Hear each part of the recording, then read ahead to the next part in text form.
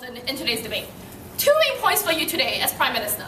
First of all, on how this leads to practically terrible outcomes as you have gaps in the historical narrative, and second of all, on how this leads to the further dissemination of ideology apart from festering short-run resentment. So first of all, what happens on their side?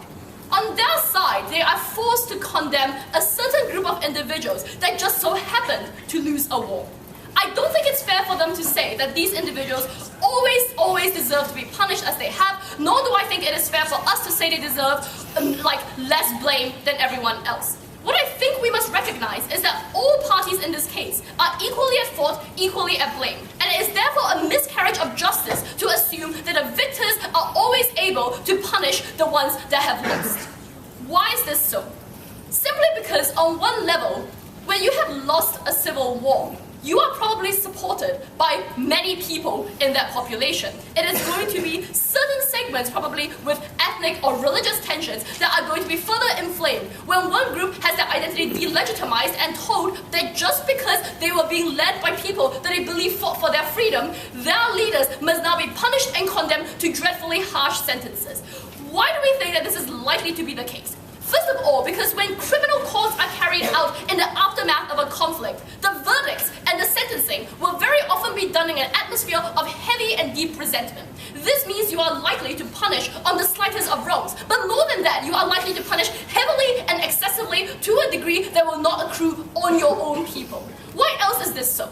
First of all, it is unlikely to accrue on the leaders of the military victory, simply because they have some level of credibility as the ones who won the war. But more importantly, these are the individuals that will very likely be granted political positions of power post-conflict, and that is why punishment will never accrue onto them. Why do we solve this on our side? I think importantly, we provide proof against historical revisionism of state terrorism and other crimes such as human rights violations. We establish the facts because TRCs require a ton of evidence gathering, and I think this allows the truth to come out. I think importantly, voices are granted to those who were not victors of the conflict, such that the different narratives that are put across can engage in dialogue with each other. And from there we can build a more holistic and a more complete picture of the conflict that just occurred. This is all set against the view of criminal tribunals, which I have just painted to you is likely to accrue more harms on some groups than others. The focus then on the outcome of the criminal tribunal will be a focus on the verdict, not the process. Therefore, we never get the kind of evidence gathering and processing and dialogue we want on their side. Why is this bad on more practical levels? Okay? So first of all, it means that in the short run, you have the festering resentment that lies between various groups. But in the long run, because you never put any of the blame on the victor's party, they are the ones that are allowed to set policy for the future. No thank you. I think that even if we give them the best case scenario and say, well, maybe these people won't be charged as harshly as we have just said they will, I think it is highly likely that in that case, even just following the narrative of retribution isn't going to lead to the kind of catharsis that they may want to prevent on their side. On our side, we are better able to allow victims to inject their voice into the narratives without then inflaming ethnic and religious rifts. Yes? Back. Great, so on your side of the house, you have exactly the same actors administering the punishment, as well as exactly the same emotional setting when victims testify about how they've been wronged. So where is the link for why you actually get any interrogation of the victors of this war? Here's the thing. Truth and reconciliation committees do not punish. Yeah. That is the ultimate difference between TRCs and international criminal tribunals. We think this is really, really important. We also know that you are able to get external observers in for TRCs, and indeed, many of the TRCs have done so. I think it is more likely you get better outcomes on our side, even if neither side is perfect. Second of all, I want to talk about the dissemination of ideology that paves the way for further atrocities. What happens when you have a gap in the narrative? I think long-run conflict always stems from any erasure of one side of the story, because beliefs are shaped when people fail to think sympathetically about others in past and recent history. This misinformed perception leads to lines of conflict that never gets resolved on their side. Why? Because in the absence of a Truth and Reconciliation Committee where everyone has a voice, each side is able to stake a claim to unique suffering, which is lodged in silences and distortions about the past. Erasure is one way of saying to the losing side that you don't belong. You never belonged. Your presence is an aberration that must be rectified. The absence of the one-side story creates a vacuum into which fabrications are now able to flow. What does this do? I don't think that people are very guilty, but very often, people and their political beliefs are led and dependent on epistemic authorities. What does this mean? It means that atrocity-justifying ideologies are most keen and keenly felt on their side, where you have the verdict that says one party is guilty and you never get the voices of the other side into the mix. I think these claims for ideology are founded upon factual claims and narratives circulated by people with significant epistemic authority, i.e. the winning party and the victors. What does this do? On their side, an international criminal tribunal re-entrenches the status and credibility of those individuals, simply because you never have grounds for other people to defend themselves. Recognize that even in the best case scenario, the victims don't get their voice. We think we get far more witnesses and evidence on our side. I think the saturation of these beliefs and the inflammation of ethnic groups means that this is one notion you cannot side off on.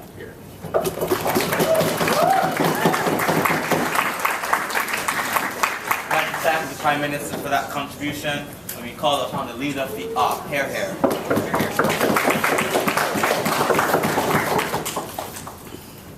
Truth and Reconciliation Commission spread the lie that everyone is innocent. We win this debate in one of two ways: by proving that the idea of Truth and Reconciliation Commissions are not in line with the principles of justice that we think as an international community all humans on this planet are entitled to, and secondly, which side actually leads to lower amounts of ethnic conflict and helps communities move forward. What do we support on team opposition? We support international criminal tribunals like the Nuremberg trials, like the ICTY, in the aftermath of conflict. We think they should be overseen by impartial international institutions such as the United Nations. We think they should involve all communities, so not just the victors and the people who faced the wrongs. We think they should provide these kinds of punishments in the following order, in like descending order of importance. First, we think it's provide proportional, giving back of things that have been taken away. If homes have been looted or land taken away, that needs to be returned. Second, rehabilitation. The vast majority of soldiers, the vast majority of child soldiers probably weren't the people making decisions. We need rehabilitation for these people to integrate them back into society.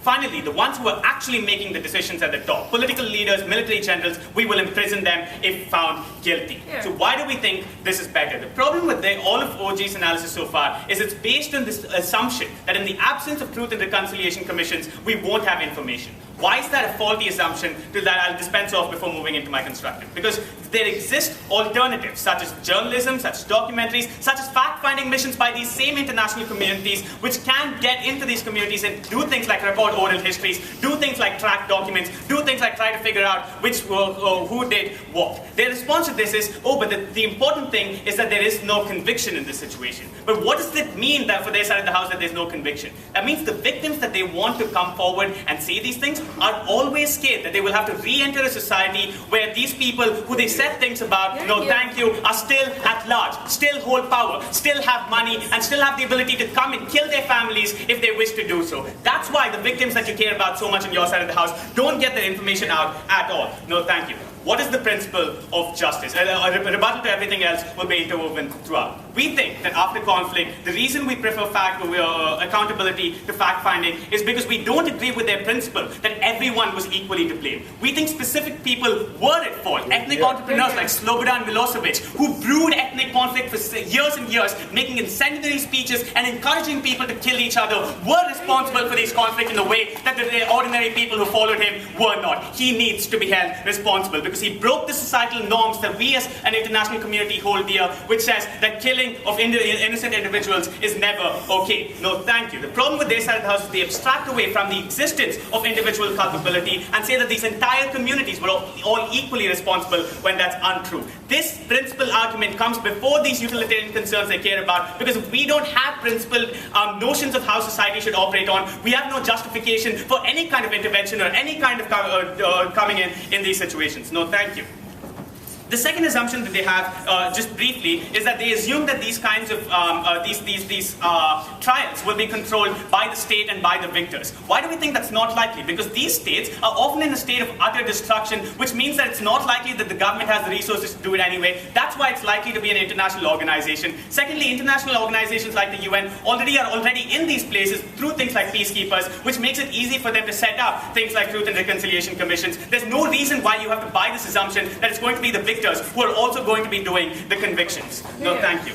Second argument, why we think that this reduces incentives for conflict overall around the world and also helps these specific communities improve. The way this argument is going to function is I'm going to look at different stakeholders in this debate and why we think outcomes are better for everyone. First, let's look at the actual groups of victims, right? The people who've been killed, whose families were raped and murdered on their side of the house. No, thank you.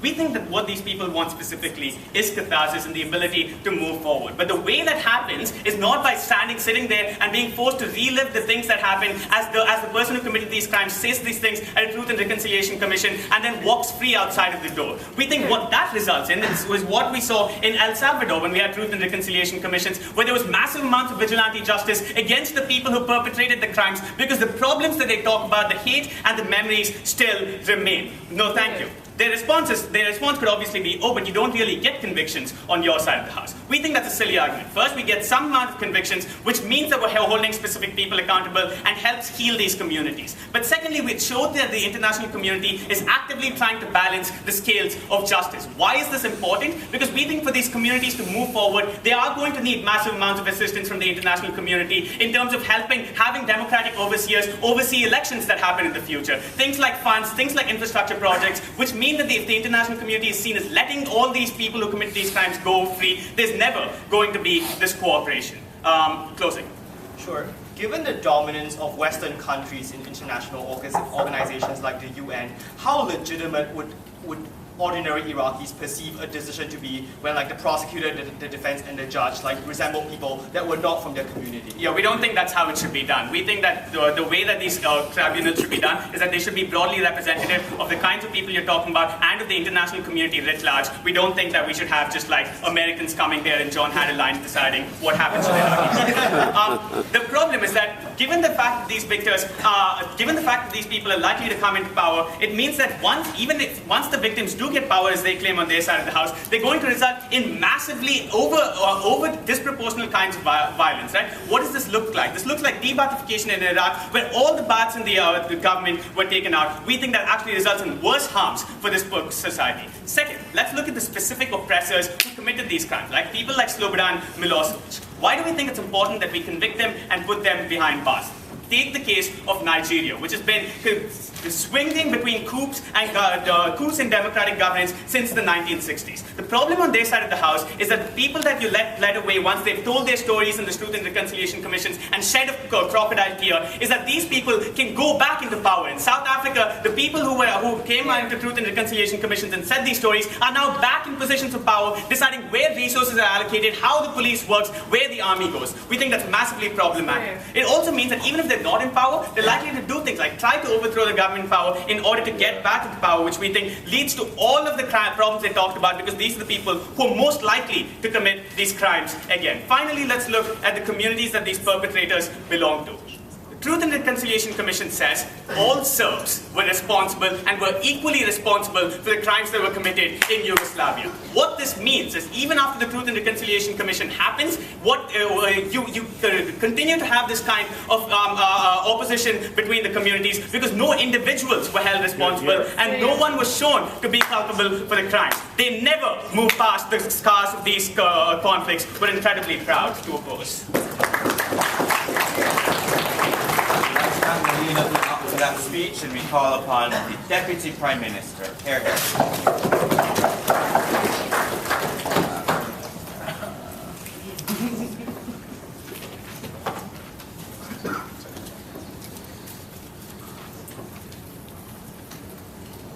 Speaker, criminal trials were tried in Bangladesh, and when someone was found guilty, the entire city broke out right again into a civil war. It's as if the war never stopped. What you have to come up here in opposition and prove is that retribution is so important that it should put the entire national stability at stake. We don't think they've done that. They're appealing to your intuitive retributive desire, but never showing why that is more important than anything else in this round. I think Anthony does a very good job of framing this debate for you. They don't engage in our criteria at all. One point of extension, a very simple one, how this actually will play out. I'm going to talk about how this actually plays out in the pragmatics. Before I do that, though, 3 points of refutation to what we hear out of the opening opposition.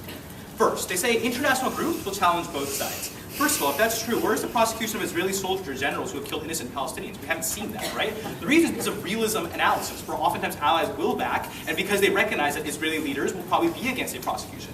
TRCs are more likely not to face its incentives, so there's no actual consequence to be placed upon Israel, meaning you're probably more likely to engage in it. But even if we're wrong, and even if that's like somewhat true, recognize the fact that it's just not realistic that the DPM of Kenya actually would prosecute, right? This is actually a pretty ineffective organization actually bringing people to justice. But even if international organizations truly are so great, we think that the exact same analysis can be held for our side. That all actors will be involved in truth and reconciliation committees. We see the incentives are better on our side of the house to truly encourage better overall TRCs. Secondarily, they say, look, conviction is good because now you're able to not fear the people within your government.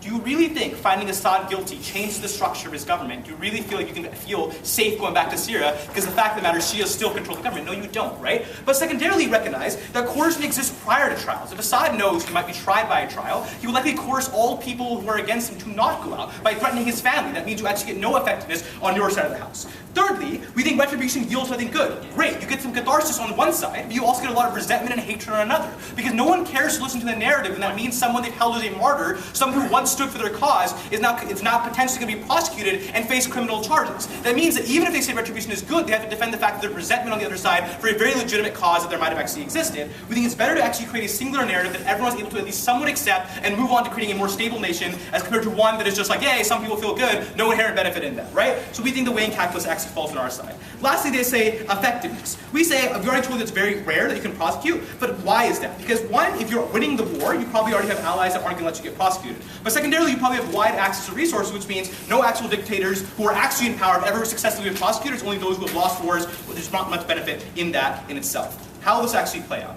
What does a criminal tribunal look like? So we think we've been talking along the abstract, and I'll tell you what it looks like in the real world.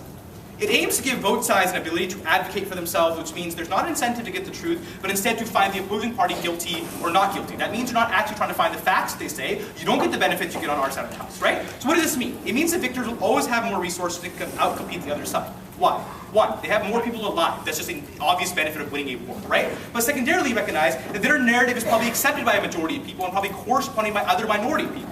Thirdly, recognize that you can destroy the evidence when you win a war. Most people win wars destroy all evidence of the fact that they've ever killed individuals because they don't want to be prosecuted in the future. Thus, all their deterrence arguments aren't actually true. You can also fabricate evidence and create narratives that opposition was very bad, and the opposition can do nothing because they're dead. Fourthly, recognize that you can coerce witnesses. You can say if you ever speak out against us, if you ever go out and actually say something against us, we will kill your family, right? That's a huge thing that they don't consider on their side of the house. You can't say you're going to get a fair trial because obviously the leaders themselves who won will want to create a favorable outcome for the very retributive reasons they say. They don't want to face prosecution, right? Which means the outcomes will likely create a narrative that helps the side that already wins. That means there's actually no retribution benefits to the people who've already lost the war. That means there's already inherent harm because the people they care about on their side of the house get no overall benefits, and all it does is further entrench a narrative that's already accepted by the people who won, right? We think that's incredibly bad, and we'll talk about the impact of that in a second. But what are the impacts? Let's get to it. Ending already gives you a very good principled reason about why you eliminate an entire group suffering and denies their claim. I'm going to advance this by telling you the practical impacts of this and what happens. I'll take you after this point. It means that actual issues between the two groups are less likely to be resolved, which means conflict is likely to break out. Recognize these are very war-torn countries, right? The reason is even if one side is 70% responsible for the actual war that happened, they probably do have some degree of legitimate claims, right? Even if Sunnis were wrong to some degree of oppressing Shias, the fact that they are now oppressed is probably still a legitimate grievance they ought to be able to talk about. If that's true, then what happens when you demonize Sunnis and you find, I don't know, let's say Saddam Hussein was prosecuted and found guilty, right? It means that you're seen as responsible for the entire civil war in Iraq, right? You demonize all Sunnis. This means that you never address their grievances. Shias never give Sunnis a bargaining chip within that government because they say, you're responsible for everything that happened in this war. Why should we ever give you political power? Why the hell do they try to take the Ba'athification on their side? That was bad, right? The fact that those Ba'athists got really pissed and created a thing called, I don't know, ISIS, right? Like, it's quite bad. And we think that what happens is when you actually disenfranchise an entire group, those people who were once seen as martyrs now are able to appeal to their base and say, look what's happened to us, take our cause, rise up and be angry, right? But secondarily, it means that Sunnis continue to have resentment that the grievances still aren't solved. It's probably true that they had some legitimate reasons to rise up. It means that now that they're denied political power, you likely will have more overall conflict break out. Even if Sunni leaders were evil, even if we're willing to contest in the worst case scenario that some people are really evil and reprehensible, we still think sometimes their people have some legitimate cause that ought to be listened to. We think TRCs will still find this narrative, but will also address some of those grievances because they have an incentive to do so. But now you eliminate an entire narrative just because of one guilty verdict, because people only care about the outcome, and the overall process that happens with that court case is likely to only care about the final outcome. Back in. You tell us that the historical narrative is incredibly important for legitimizing the new government and preventing conflict. Given that all the things you talk about, so the numerical majority of the victors and like problems with evidentiary standards also exist on your side of the house, why do you actually get any truth? Second part of this argument, why are TRCs better? Because they put the hands of external actors that have no incentive to distort that story. Either there's 10 Shia witnesses to one Sunni witness, I would likely interview one each, right? I would likely want to hear both their stories, but neither witness feels coerced because there's no reason for the government in power to actually coerce that person because they face no potential punishment, right? That is a huge benefit that we get on our side of the house. You have to recognize that when you have an advocacy system where each side faces potential prosecution, they're going to do anything to distort that story. When you have a TRC that doesn't have that incentive, that is a third-party actor that has no incentive to win or lose because there's no such thing, they're probably going to be involved in this process in a much more cohesive manner that means everyone's voice is considered, that doesn't care about creating a narrative that conforms to the majority, but instead a narrative that conforms to stability and finding out grievances on both sides. I think that's a better overall narrative that's constructed. And again, we have to hear from opposition why retribution necessarily outweighs this narrative, why it's worse for a nation to have one singular narrative that allows them to move on where all sides are considered equal, as compared to one where you have two different narratives that continue to clash and be in contest, and this only exacerbates those tensions. How does opposition win this debate? They have to do one of two things. I've already told you they have to win off retribution, or secondly, they have to show you that somehow their criminal tribunals will find better overall narratives than the ones that we've told you about. We don't think they win on any of those grounds because obviously actors don't have an incentive to do this. We've given you a principled analysis. We've also told you why this is practically bad. For those reasons, we are incredibly proud.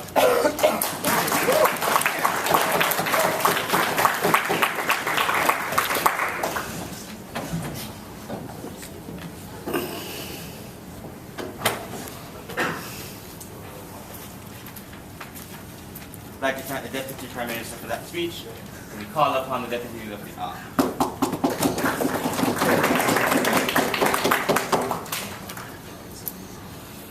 A great man in a semifinal once said, "The devil's greatest trick was proving that he didn't exist." I think that's the problem with their side of the house, because in a world where oppressors can still reign free, I think they have those harms that they don't contend with. So I want to contextualize this debate before going into the speech. So the first is engaging this idea that it's victor's justice on our side of the house and that they're the ones that run the criminal tribunals. That's not the case because we tell you it can be internationally monitored. We can include representatives from both sides to make sure all groups are important. They can't just like say, this is the worst possible way to do it and oh, guess what, it's bad. But also because Druva gives you the analysis that they're probably not able to run a criminal tribunal in the first place because their institutions are weak after such a conflict. The second idea and theme that I want to contest is this idea that like everyone's at equal fault, it's like a civil war. I don't think that's the case because let's contextualize these societies and why something like a genocide or massive amounts of repression was able to happen in the first place. I think it's the case that a minority government was in power and because it could not rely on democratic legitimacy to stay in control, it had to rely on violence. 3 examples.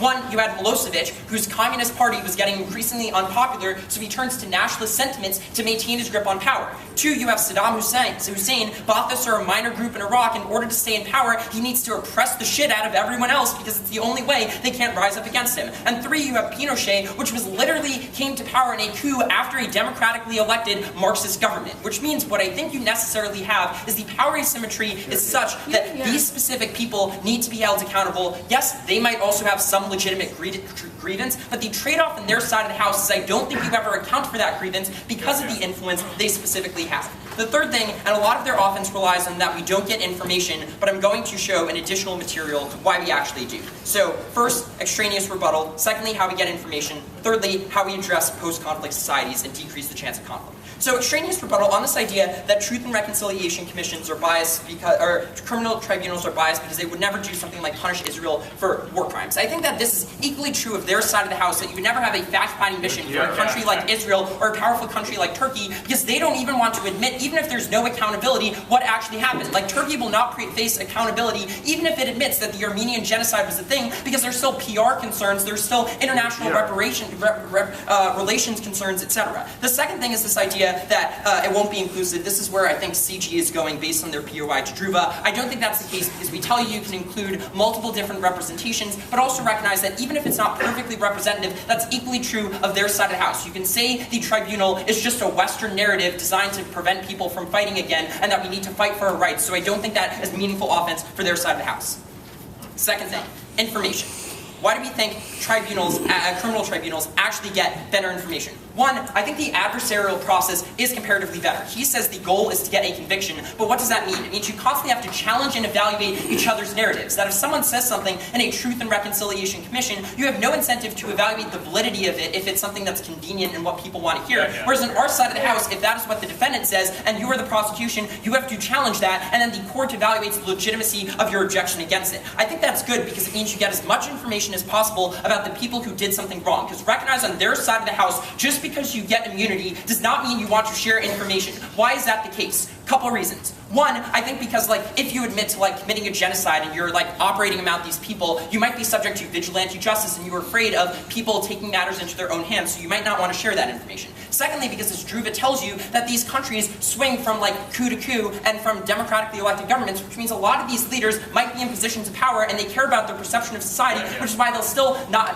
hold information. Getting a conviction gets an incentive to get the incriminating information. But secondly, on the other hand, because this addresses their historical revisionism stuff, we do hear a legitimate defense of them, that because they're trying to protect themselves, we see what people present and we can evaluate which people are guilty and which people are not, which is why we get some convictions on our side of the house. The second thing is, and this is incredibly important, is that we get victim testimony. So, everything that the DPM says in new material, where he says that the victors won, all the victims are dead, they're destroyed, there's coercion, etc. That is exactly why victims will be afraid to come forward in Truth and Reconciliation Commissions, because of the power asymmetry between them. Their oppressors are still out there and they have no incentive to share information. We tell you that when we say we are going to prosecute them and keep you safe from them, that is the likeliest place where they're going to come forward. I think and so why is this important? Why does victim testimony outweigh? One, I say it's that there's an incentive for specific leaders to lie for reputation, or for their reputations. With victim testimony can actually check that out. But secondly, recognize that there are other mechanisms to find out if government leaders were accountable. You can look through government records, you can see if there are whistleblowers, etc. Whereas I think victims are a unique place to get information because they are afraid of sharing it to anyone. They're equally afraid of telling a reporter as telling a government official. I think when you say we are going to protect you with the coercive apparatus of the state, you're likelier to do that. Recognize we can still check historical revisionism and the sense of hatred with alternatives like media investigation. OG never proves why those alternatives are inferior. I'll take a few by. OG. Right, so in criminal tribunals, one narrative wins, and therefore it is the more accurate. In TRCs, the narratives interact with each other even though they are opposing and form a more coherent. I think it's the opposite. On your side of the house, it's the case that the Truth and Reconciliation Commission is aimed at one conception of the truth that society can then move on. In criminal tribunals, there's constant back and forth between them, and there are also external accounts like the media. Your side of the house discourages that because you have one hegemonic conception of the truth. Post-conflict societies. Three things. Oppressors, or victims, the specific oppressors, and then people who belong to the oppressors group. So on victims, I think this is incredibly important. Given the contextualization I gave you, that the victims are likely the majority, so they're going to be the ones running this new society. I think if you don't get catharsis, what is the alternative? The alternative is they use the fact that they are now running the society to make life as disadvantageous for the oppressed group as possible. So when Shiites are in power in Iraq, they do things like say every single Ba'athist can no longer get a government job, which is much worse than a specific criminal tribunal that only punishes specific leaders. I think that's why catharsis is important.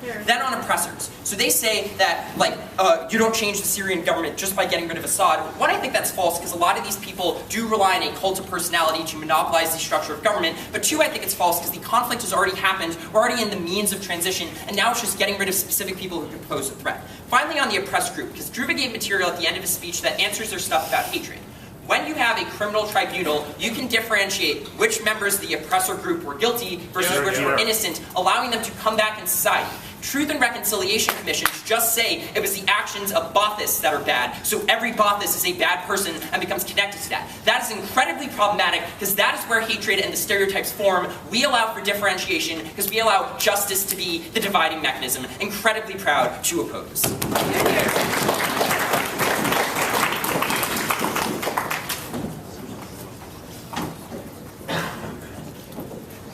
I'd like to thank the Deputy Leader of the for that contribution, and welcome the Member of Government. Here.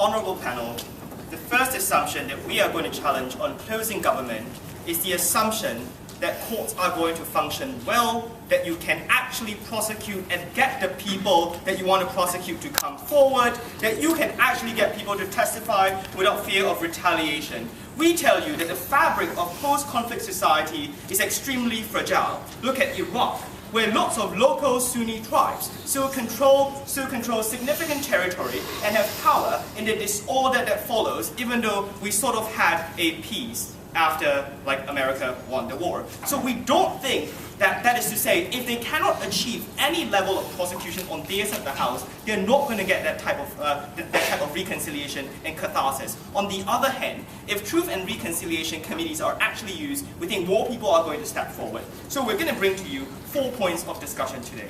Firstly, we're going to analyze for you in detail the nature of post-conflict societies and show you why the rule of law is going to be necessarily structurally compromised. Secondly, we're going to have a more nuanced discussion about what victims care about beyond the use of Aristotle's word catharsis. Thirdly, we're going to talk about what happens to the incentives of dictators before conflicts end. And lastly, we're going to talk about particularly nuanced narratives as to what's going to go on. So first, the rule of law. So recognize that on either world, OG tells you that if you let local victors prosecute people, you're going to have too much discretion. OO says, fine, we're going to have a really, really representative international committee. Firstly, we're going to challenge whether you are actually able to find such a committee, right? Given that there are particular foreign actors in individual conflicts that care about certain outcomes. That is to say, the US would be extremely opposed to any committee that tries to prosecute significant Shia leaders that actually also contributed to war crimes, because they care a lot more about the stability of the Shia leadership on the ground. That is to say, that you can never get the type of committee that you actually want on your side of the house. But secondly though, we say,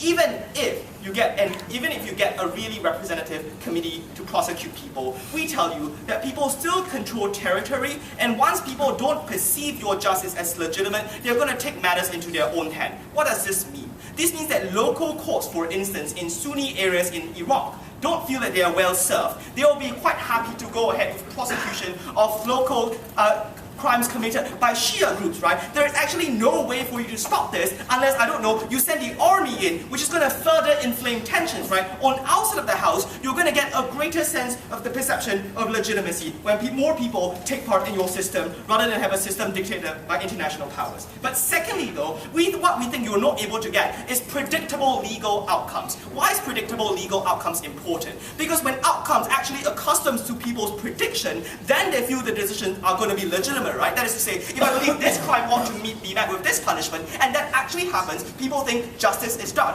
Why is your application of the law fundamentally unpredictable? Firstly, you have to actually decide whose law to apply, right? There are many instances in post-conflict societies where law on the ground might actually disappear, which what we think maybe you're going to apply some notion of Western secular law that we don't think people are going to agree with, right? Secondly, you have to decide a lot of complicated things like evidentiary standards, which might not conform to local norms on the ground. We think it's a lot better. We think it is a lot better for you to leave all these matters out, because we think the discussion, the conflict over those norms itself, conflicts over how to prosecute, is going to further reduce your legitimacy. Thirdly, we don't think in either world it is going to apply equally. We've given you analysis as to how it cannot apply equally between winners and losers. But secondly though, we think it will never apply equally between people at the top of the command structure, people at the middle, and people at the bottom. That is to say, if you want to prosecute people, you have to draw a bright line somewhere. Why is that bad? That is bad because people at many levels in society are going to be victims of lower levels of crimes that you are not going to prosecute, right? They're not going to be persuaded by the fact that just because you prosecute the big guy, he might not have control over that guy who personally caused you suffering. That is to say, for people to have catharsis, they have to blame everything on one person. We think people's perceptions of justice are a lot nuanced than that. But what actually happens to practical incentives of losers, and why of people who lose the conflict, and why we think they're going to have better incentives on our side of the house? Firstly, we tell you that given that they recognize, given all those problems of the rule of law that I pointed out to you, they're not likely to take part in these tribunals. What do we have on our side of the house? On our side of the house, if you get a guarantee that you're not going to get put into jail, people are more likely to come forward and share their stories, right? OG gives you that material. But thirdly, though, we tell you that when some groups within the losing party come forward to speak out, you reduce the power of radicals who continue to say we ought to continue the conflict, right? That is to say, like more moderate Sunni leaders will actually convince people to support the power sharing agreement in Iraq that's particularly fragile. Thirdly, though, we tell you there's going to be a greater incentive to confess, right? You might say an adversarial system might always review the truth, but we don't agree, right? That is to say, we think they're going to do everything they can to challenge your narrative. On our side of the house, they don't actually have this incentive. But lastly, though, why is legitimacy particularly important? We tell you that legitimacy is important because only when people perceive that the rule of law has been applied legitimately, we tell you, then they are actually willing to move on. On your side, you don't get that. But sure. Your argument is that different conceptions of justice will lead to people taking matters into their own hands. What's common to all perceptions of justice is that someone needs to be held accountable.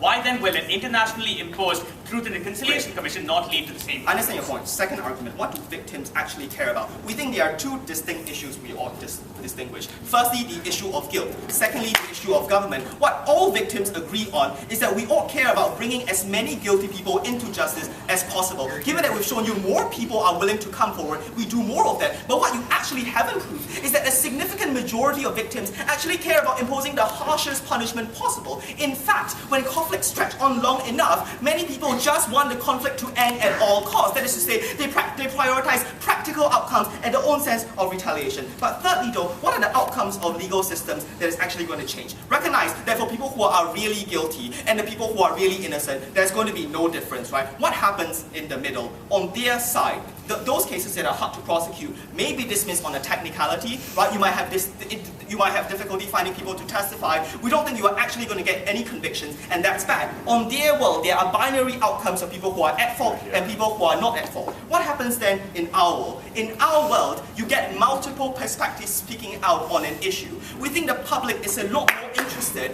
in why specific people did certain acts, to recognize that specific acts are hard to prosecute, but they still want to hear different stories. We get a more nuanced justice when people don't just point fingers between people who are good and people who are bad. On our side, we recognize that circumstances cause people to do bad things. Only when everyone comes forward to speak out can we move on. We propose. I'd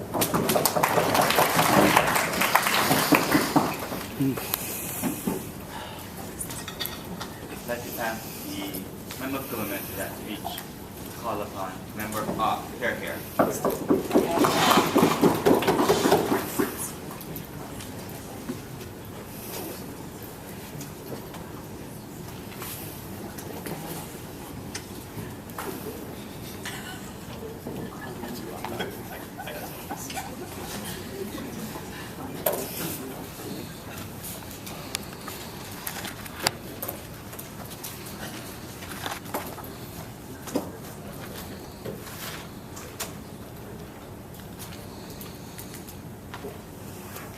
Two things are important at this point in the round. Those are the 2 points of our extension. First, all sides seem to say they want some sort of balance in post-conflict resolution. That is to say, all sides must somehow be incentivized or forced to give up something in order for that society to actually be restituted. But second of all, and this is the second point of extension, given the contextual nature of those societies, we're going to explain why violence and conflict is actually more likely, if not in a different form, under Truth and Reconciliation Commissions. We think, and all sides probably agree, that it's simply the worst thing that could happen for these societies, given that that is what makes them now no longer post-conflict. First, the rebuttal to closing government's extension. A couple of things. First of all, they say the rule of law is compromised here. There are faulty processes that you could implement, and that means that the outcomes will sometimes be unpredictable. So one, that is true, you could implement those things, but unfortunately we will try not to do those things, in which case it is likely that the international actor that is conscientiously trying to implement a good process would take into account things like what is the local standard, what are good evidentiary rules, and try to implement those to the best of their ability. But second of all, this was technical to the point of almost being irrelevant, since the comparison that is relevant here is their side of the house has no punishment,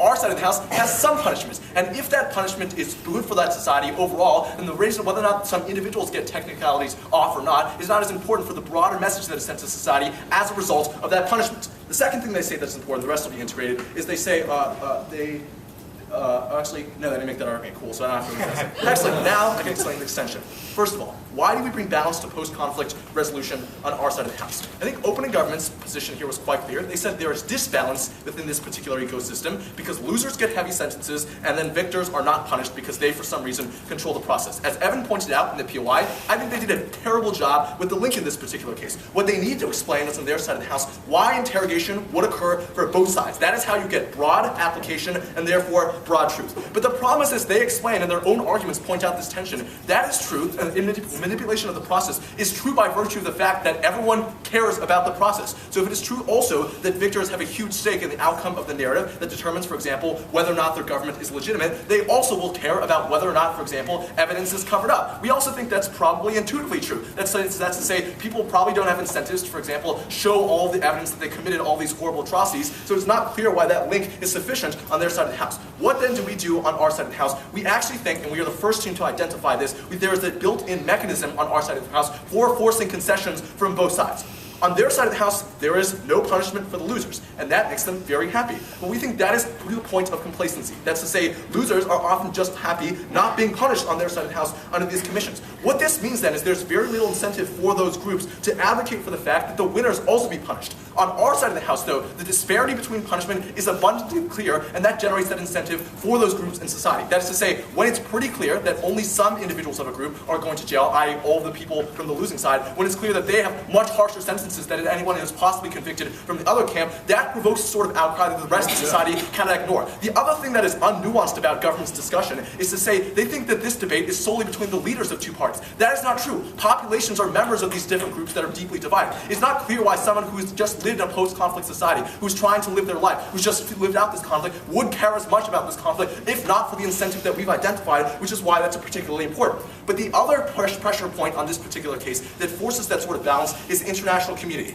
They, on both sides of the House, particularly in both opening houses, they just say this is like the panacea for all these problems. Yes, there are some bias, we're just going to bring in the international community. Yes, there might be some problems, we're going to bring in the international community. But the problem is neither side of the House has just explained what the stake or incentives are of the international community and how they will react differently to each of these situations. So given that both sides of the House say the same external actor is the means by which they ensure fairness in the process, we need to explain why the external actor is more likely to act well on our side of the House, and we're going to be the first team to do that. Why? Because as we explained, we think the international community has particularly incentives that occur with criminal punishment and the enforcement of norms thereof that do not exist for no punishment at all. And that is, they want to create those norms. They think that certain individuals should be punished because they've done horrible things, and that's why they contribute to norms. That is literally the whole project of creating international law. Newsflash, opening government, that is also the product of the International Criminal Court, which is not a TRC because it explicitly tries to give punishment. On our side of the House, then, we are the only ones that give the international community a stronger stake in the outcomes of these sorts of processes, which is why it's the case that they're more likely to be involved, more likely to actually care about the outcome. So if it's unclear at all to what extent the government will be involved, to what extent the international community will be involved, both sides say it is good, it's clear the international community is more involved on our side of the House. What then does this mean for truth? On our side of the House, there is more truth, because those trials, although they may be imperfect in the way that truth is interpreted, are more likely to bring that evidence to light in the first place, because on both sides of the House now, there have to be concessions based on those pressure points that we've identified. Even if opening government's claim is true, that is particularly hard for kingpins, in this case, that is people who are really, really high up, it is still comparatively better on our side of the House when there's an incentive to bring people who are still pretty bad offenders on both sides. That incentive exists for us. Opening.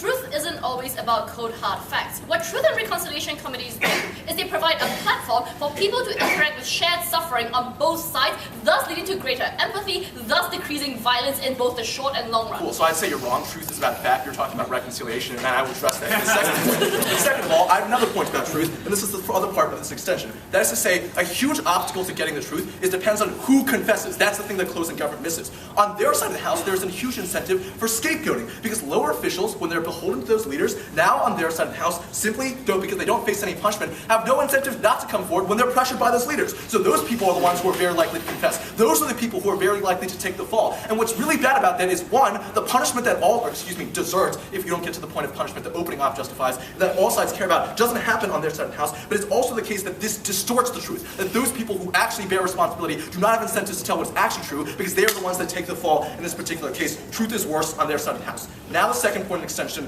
violence, which is what the PY hints at caring about. In conflict societies, post-civil wars, it is deeply divided, both sides agree. The side that it seems like the position of government is that the side that gets to win, that won, basically gets to control that process. On our side of the house, though, that means that even that government feels unsatisfied. The reason retribution is important, we say, and we're the first team to identify this as well, is because it is satisfaction for every member of that population. It is satisfaction or not satisfaction, for example, for the fact that the ANC is not able to get any punishment for their victory over white people in South Africa. What this means then is violence is engendered, at the very least, in a form that is not necessarily full-out conflict, but just as destructive to society. We have pointed, for example, the fact that in South Africa, you simply enact legislation that is harmful to those groups, and all those groups hate each other as a result. See, for example, the enaction of government patronage jobs based on race. On the other side of this, it means that only those, on the other side of this, we also think that those victors would also, because conflicts are not confined with borders, simply go to other places if they were not punished, which is why incapacitation is important. That is why, for example, Saddam, if he were not punished, would simply go to another Sunni country and continue to suppress Shiites there. That explains then why deterrence and incapacitation, both for that society and for all future societies, is much better on our side of the house, which is why conflict is also much less likely,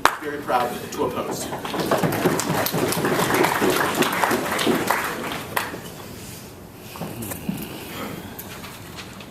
Thank you, member. That speech includes the event of debating the glove bench. We welcome the glove bench.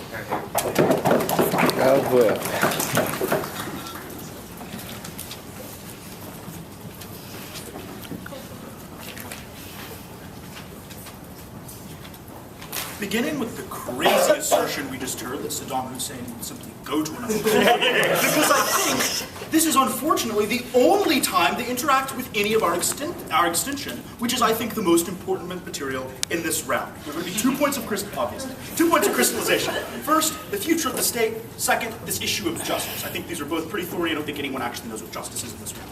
So, let's talk about when you actually have an incentive for the highest level people to give up and stop fighting. People like Saddam Hussein, people like Assad. If Assad knows that he will not be persecuted and will not be, or prosecuted rather, and will not be tried, he is infinitely more likely to give up and stop fighting. Because if there is an assurance that there will be a Truth and Reconciliation Council, we actually provide for long-term stability. We tell you that if Assad has this guarantee, that's something we only get on our side of the house, because on their side, everyone will always be trying to kill him. But what does Leary also tell you about the leaders that is very sadly just ignored? He tells you there are never going to come forward on their side of the house. This is why Saddam Hussein was actually not tried, right? He was killed in a cave. This is what happens with leaders of post-conflict societies. As Leary tells you, these societies are so fragile that you have the highest up people always fleeing on their side of the house because they are under penalty of death. On our side of the house, when they have an assurance of their basic safety, we tell you that this is going to lead to better outcomes. But further, we tell you, when we talk about this issue of violence, they basically say that there will be there's like this built-in mechanism for forcing a confession, which will always be better on their side of the house. I think this is basically an assertion, because they don't actually tell you what it is. They say, oh, if they confess, they will be found innocent. But the incentive is also to just not come forward and flee. They will never actually get this, and besides that, that is only an issue on our side of the house where the incentive is still to come forward and confess. And we tell you that this is especially because many of these people will actually internalize this problem. We only need a small number of people that were complicit in whatever crimes against humanity were going on to come forward to fundamentally change the narrative of this state. That will then reach out to everyone, because this will be the dominant discourse. We tell you that we actually get a better future of the state. But I think where our extension is most important, and again, sadly just wasn't talked about in the last speech, we tell you that we get less violence because we delegitimize the radical voices of the losing party. We tell you that when moderates are coming forward and saying that yes, we committed these crimes, yes, they were bad, and we are sorry, or whatever reconciliation process happens, that on our side of the house, this delegitimizes any radical people who might be left to want to continue the fight. The very same people who are fleeing on their side of the house to start an insurgency movement, which again happened in Iraq. We tell you that trials uniquely provide the incentive to flee and attack again, whereas on our side of the house, we have an incentive for people to come forward, apologize, and then actually delegitimize other people who would be more violence-prone and terrible. Many people like Assad were offered international asylum and didn't step down because, as we said in 00, concerns extend beyond punishment. What mechanism do you have to get to those leaders, or to at least military officials who want no part in TRCs? Look, our obligation in this round isn't to prove that Assad will step down, right? Assad is winning the war. Assad is winning, he has no incentive to. Rather, this case is on the margins, when Assad is either thinking about fleeing and running away and fighting an insurgency, or stepping down. We tell you that even if we don't, can't prove Assad will step down, again, that's not our burden, we can tell you it's marginally more likely on our side of the house. What we tell you is that it doesn't actually matter whether they get international legitimacy, because this is going to be a very local process. And I'm also going to start talking here about this issue of external actors. What we hear from the last speech is external actors have a unique, stronger stake when there is punishment. The reason is not given. This is asserted that punishment somehow leads to a greater stake. We tell you on our side of the house that even if these people have an actual stake in the stability of these countries, they have a stake in other things as well, and this isn't actually as technical as they tell you. We tell you it is literally impossible to create these external institutions that are actually fair. Let's look at Syria. What kind of external institution would this look like? Clearly Russia and the United States would have to have someone in this sort of council, but we don't know how these kinds of competing claims they have would actually be adjudicated. We further tell you that oftentimes the Western idea of a trial and the Western idea of a court is utterly foreign to these people. So in many cases, these groups simply cannot reconcile and come together about this. Many groups are simply not going to be able to come together and to create this magic council that we actually talk about. But let's move into the second issue of justice. As Larry said, and again, this wasn't really talked about at all in the last speech, is that the legal outcomes in this round really only matter when these are people in the middle ground. We tell you that, again, they say in the last speech, they say, people high up will, want to come forward, which is what they say about people who have directly knives, what opening says, which is rather that these people's crimes will be so obvious that they will be punished anyway. We tell you that this is a huge contradiction they need to fix in their case. But we also tell you that the lowest level people whoever the janitors for the Ba'athist Party are never going to be punished on their side of the house either. It will be obvious that these people were innocent, but it's obvious on our side too. The question here is what you do to people who are in the middle ground. Low-level officials who probably were complicit in some of these crimes, it's unclear exactly how much autonomy and choice they have in these. On their side of the house, you give these people an incentive to flee and create a new kind of non-state actor to lead some insurgency or do any number of terrible things because they fear for their life.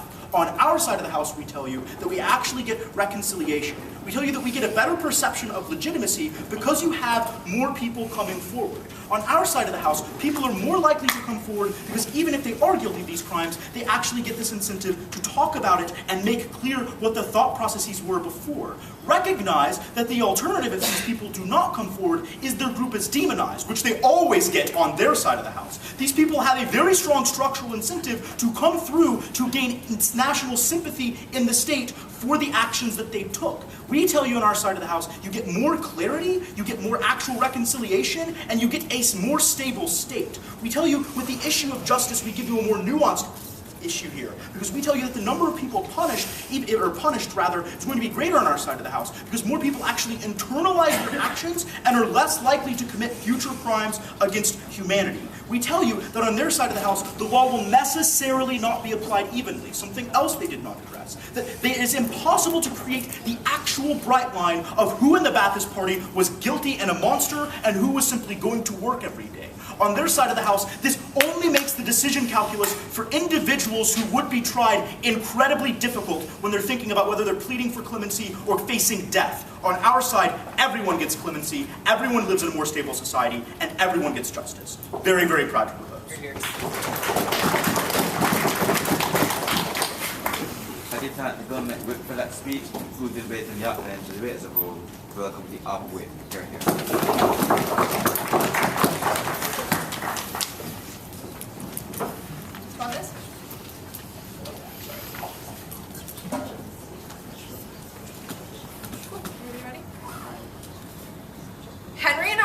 Closing opposition have been the first to recognize that if the burden in this round is to perfectly approximate the desires of every member of the community for truth, for reconciliation, for punishment, no one in this round is going to achieve that.